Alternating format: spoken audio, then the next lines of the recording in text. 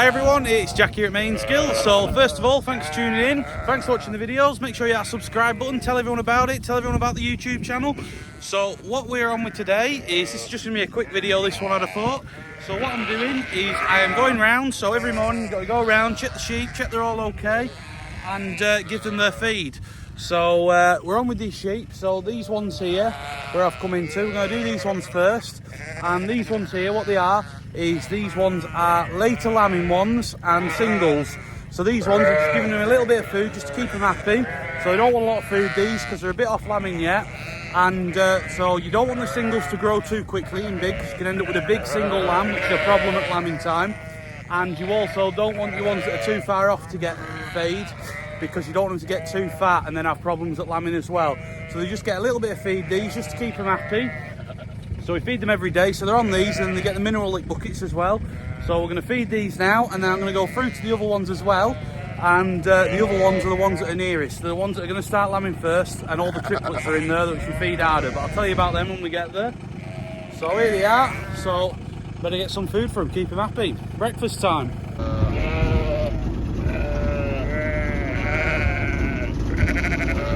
Come on, girls.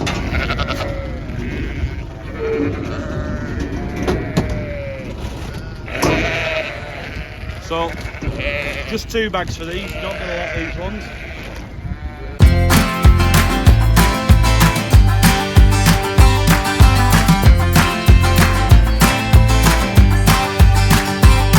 You're playing your cards with your queen of hearts. When everyone folds, your fork still holds. You're placing your bet, showing no regret. So that's it, they're all fed, they're all happy. So they've all got the food, so as you can see, these are our ewes. So these are Texel cross ewes, so they're good square ewes, they're nice shaped ewes, so that's what we like. So they're a very meaty breed, this breed, so we have these because we like a big carcass for the shop. So we have the meat off the Texel, so they're a big frame, good shape, plenty of conformation, and that's what we like to see. So I'll just flip you around so you can see them a bit better. So if you see here, you can see on the back sides, they've got green in here, and there's some reds in here as well. So what that is, there might be the odd blue in here as well, is the first ones that get tucked by the tub. So when we put them out, there's a video of that on YouTube as well. First ones, they come yellow.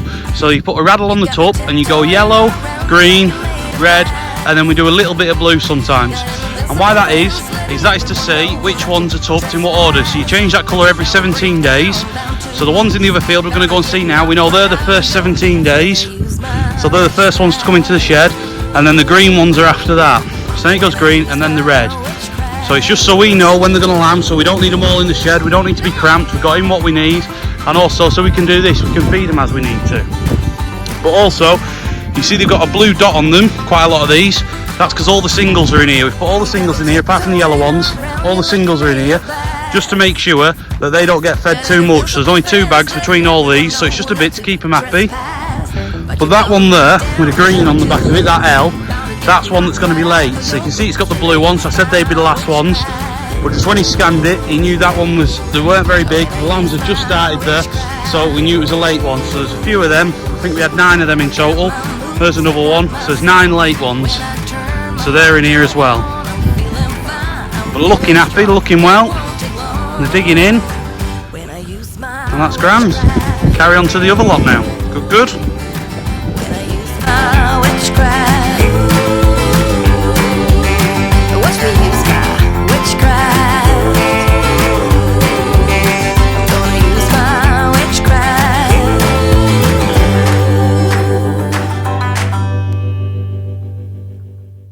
So that's it, I'm in the other field here now, so I just thought I'd show you a video coming through and starting feeding them. So I've got them done here now.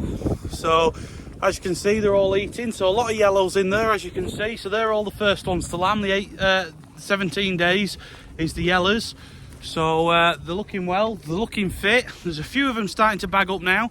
So that's the good thing about being able to feed them outside still. So you're not having to, problem is when you fetch sheep inside, if you fetch them in too soon because of the weather, there's nothing you can do about it, but some years you have to. As soon as them sheep come in, there's muck in there and there's bugs building all the time. So the best thing you can do with sheep is leave them outside until you need them in. because all it's doing once they're in is building bugs up. So not only does that cause problems with the lambs when you're lambing, because they can get stuff such as watery mouth, which is really a build-up of bugs, which is E. coli. So that's watery mouth, so that's a problem you can get with them. But also the sheep go badly lame because they're inside, they're on straw, warm bedding. Because of the muck, it can soon cause your sheep to go lame as well. So I like to keep them outside as long as we can, really. So this year's been kind to us so far with the weather. So they're looking well, they're outside. So if I just show you these here, there we go, flick you around. So these here, so you can see all the red dots are triplets, but this one here, we only have one of them. I think we've only ever had two of them, to be honest. Is this one here with the 4 on, nice and discreet. He's having quads. So that one's got 4 lambs in her, so she's got a big job on. So we'll see how she does. So what we do with the triplets and the quads is when they're born, we'll see how they do for colostrum. So colostrum's that first milk they have, so the thicker milk, a bit gloopier, and it's full of antibodies to help them. So they need to get that. It's crucial that the lambs get that once they're born. So they get the colostrum, get it into the body, and it helps to build the immune system. So as soon as a sheep has triplets, they only have 2 teats under there. So some can manage to feed free. However, what we do is we take them off, leave them with 2, and then the third one, we'll take it off. It'll be a pet lamb until a single comes along, so a blue one, it lambs, and what we do is we try and adopt it onto it. So when it's lambing, the juices are there, the cleansing. What you do is you get them juices out of the water bag, you rub them onto that lamb, put it with it, and hopefully it'll take it. It's not always successful. Sometimes it ends up back in the pet lamb pen, but sometimes they do take them. Quite often they do. So that's what we do. So they're looking well. These ones over here, so there was 130 shearlings I bought this year, and these are the remainder of the ones that are still on hunger strike. So they've never had, I'm guessing they've never been fed with a bag before when we've got them.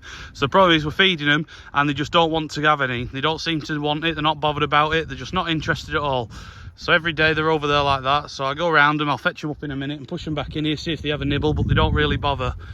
But they are getting used to it. So any with a green dot on the shoulders there, they're shearlings, because when we scan the shearlings, they scanned 196% this year, so it's pretty good for shearlings. So it is for this breed anyway, Texels, because they're not most prolific. So what we do is we've dotted all the shearlings, and I just wanted to see how they lamb. So when we're lambing and we write down how they do, we know they're shearlings and we'll see how they do. So that's good.